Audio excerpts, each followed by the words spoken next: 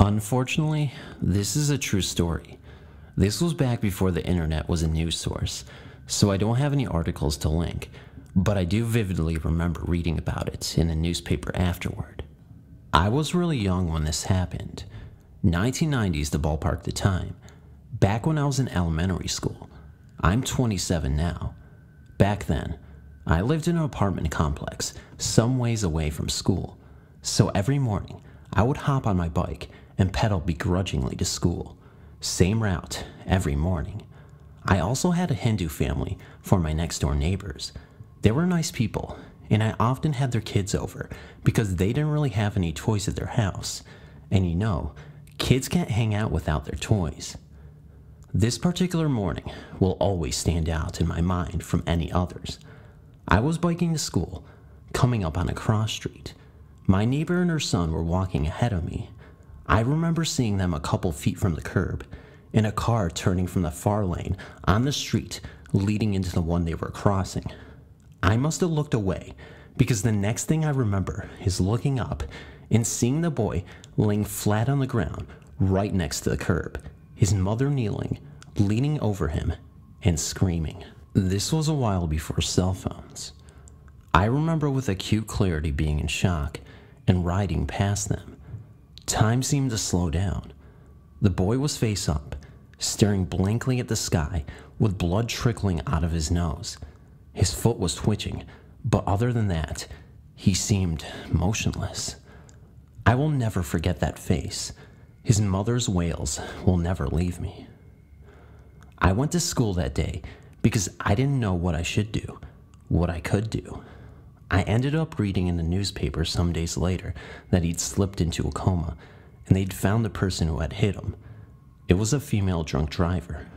Thankfully, the boy did survive and came out of his coma, but he was paralyzed from the neck down thereafter.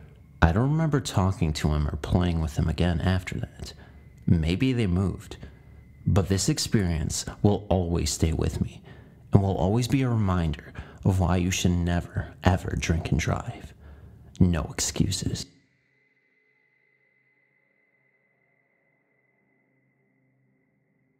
My place of work is very haunted. I work in an old veterans hospital that has been converted into offices. It does feel a little bit strange consistently entering a room only to realize that it isn't a hospital anymore, but an office building equipped with cubicles and computers. On my first day on the job, I encountered some really unsettling activity. I consider myself a pretty logical person, so I don't want you to dismiss this as merely fiction or chalk this up to seeing things or hallucinating. Anyway, I was in my usual office tending to my daily activities. I was alone in the building that day and had to close up when I heard what I thought was a male voice coming from down the hall. The voice sounded raspy, but soft. Again, I was the only one there at the time, so I walked down the hall to trace the source of the sound.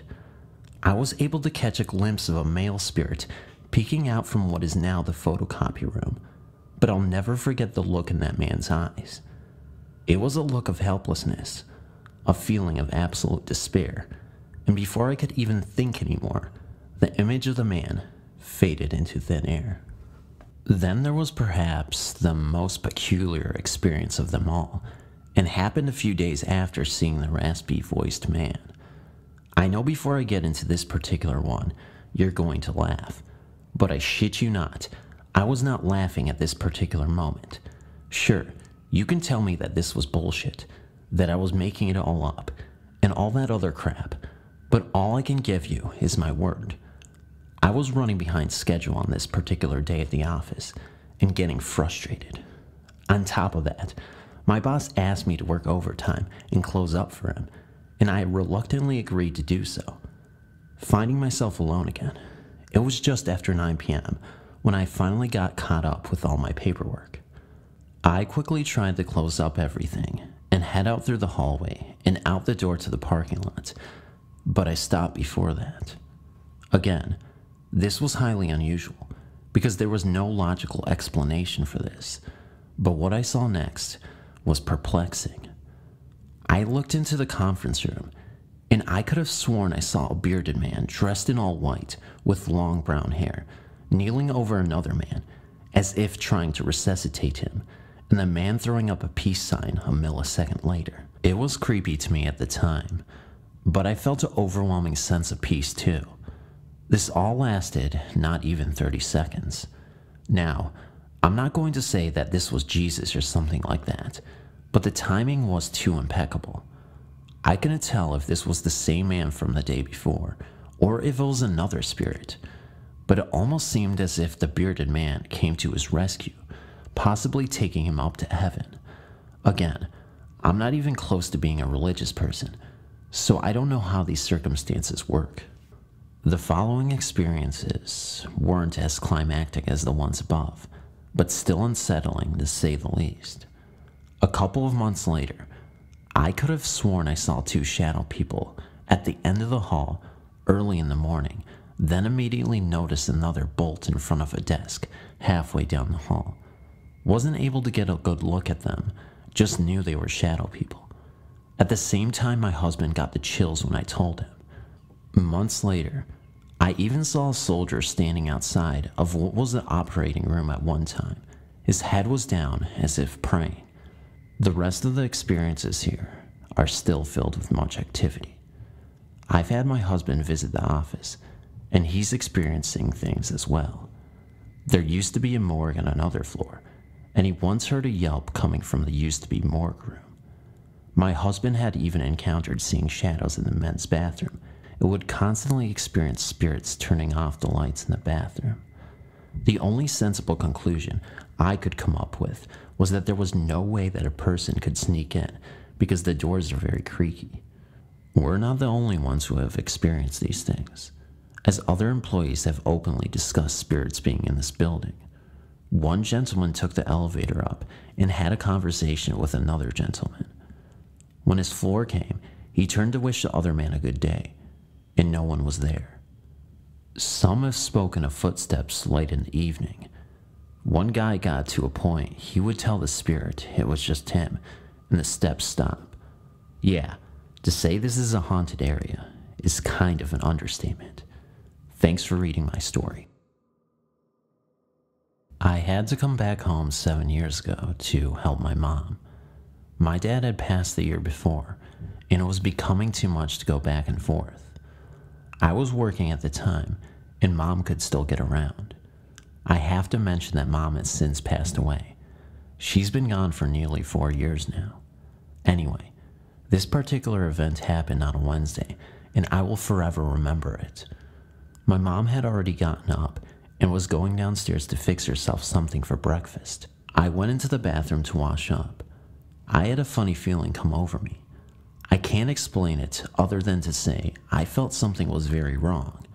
For one thing, I haven't heard any noises from the kitchen. The bathroom is at the top of the stairs, so I opened the door and listened. Nothing.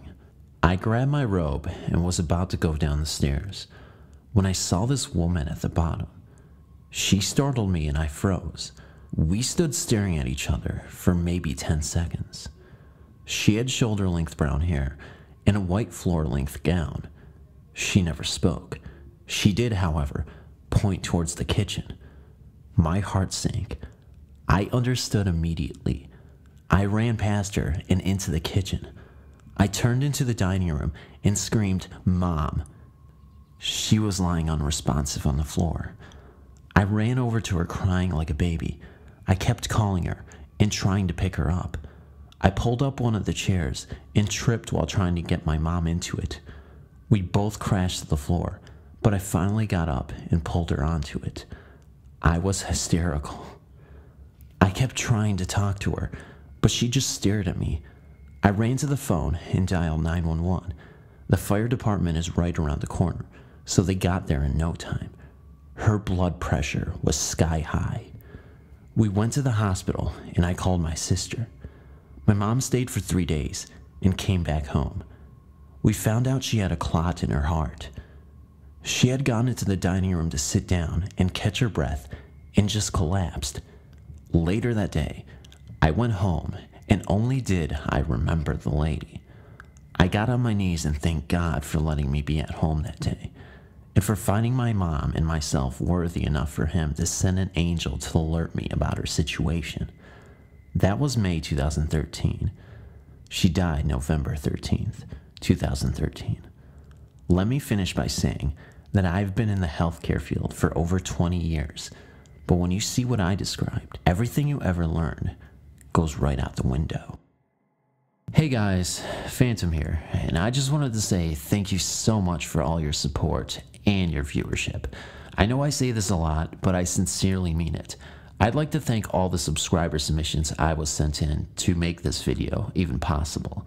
You guys are amazing, and I just wanted to say, in particular, to the people who sent me these stories and I narrated it, I really appreciate it. I really do. Anyway, guys, I invite you to comment, like, and subscribe to my channel if you haven't before, because I post a lot of these kind of videos, and if you really enjoy that kind of content, I suggest you definitely subscribe. I really suck at these outros.